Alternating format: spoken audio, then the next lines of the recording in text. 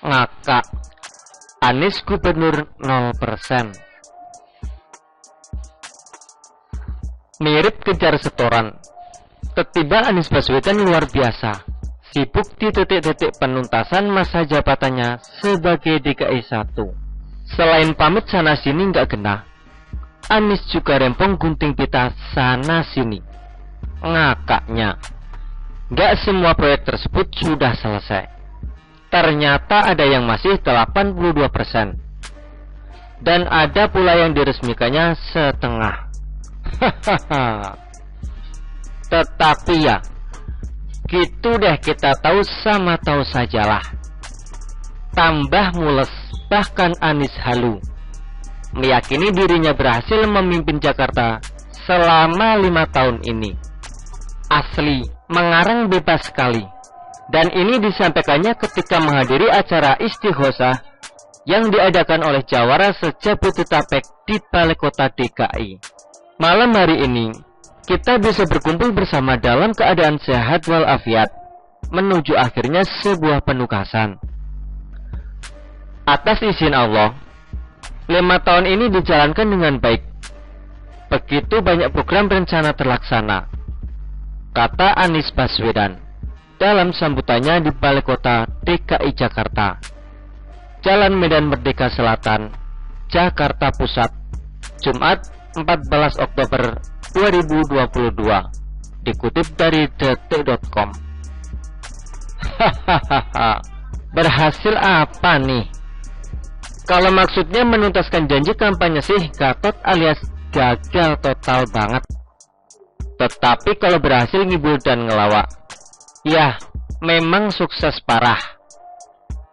Sampai-sampai warga Jakarta rancu membedakan mana pemimpin yang benar dan mana yang ngawur. Persisnya, Anies sukses memutarbalikkan logika, sehingga salah dibilang benar, dan benar dibilang salah. Mikir deh, Anies klaim dirinya sukses memimpin Jakarta, padahal dari 23 janji kampanyenya, hanya 5 yang terrealisasi. Itu pun tidak maksimal hasilnya. Makanya tidak heran, Ketua Fraksi PDIP DPRD DKI Jakarta, Gembong Warsono menyebut Anies memiliki kinerja buruk, rapotnya merah. Banyak janji dan program yang tidak jelas wujudnya, dan kinerjanya sangat buruk. Bisa dikatakan bahwa Pak Anies adalah gubernur 0%.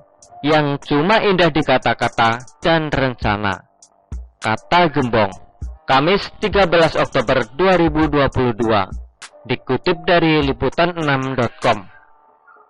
Supaya adil dan tidak dikira mengarang bebas, inilah 5 janji kampanye yang direalisasikan Anies.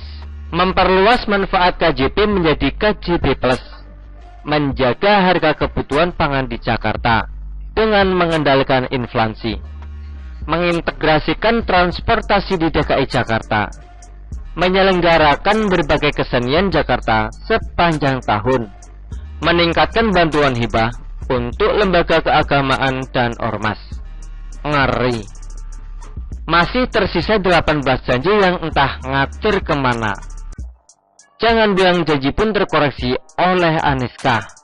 Hahaha, terserah. Tapi bagi yang mudeng silahkan nilai sendiri, apakah model begini pantas mengklaim sukses? Teringatnya, tahu dong, baru saja Anies meresmikan rumah susun Kampung Bayam di Jakarta Utara. Rusun ini dikhususkan untuk warga Kampung Bayam yang terdampak pembangunan Jakarta International Stadium, JIS. Ngakaknya, dulu di era Ahok, Anies menolak rusun, sampai istilah rusun diganti menjadi rumah berlapis.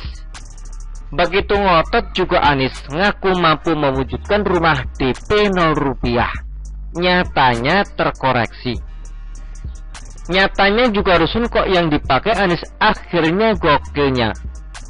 Berbeda dari Ahok, rusun ala Anies ini dikenakan tarif sewa double gokil. Menurut Anies, warga di sekitar JIS bukan digusur coy, melainkan mereka dicarikan tempat tinggal. Hahaha. Kesuksesan Anies yang cetar membahana juga dibuktikan dengan banjir Jakarta yang ogah meresap. Di dalam bahasa Anies, banjir bukan genangan air, melainkan parkir air.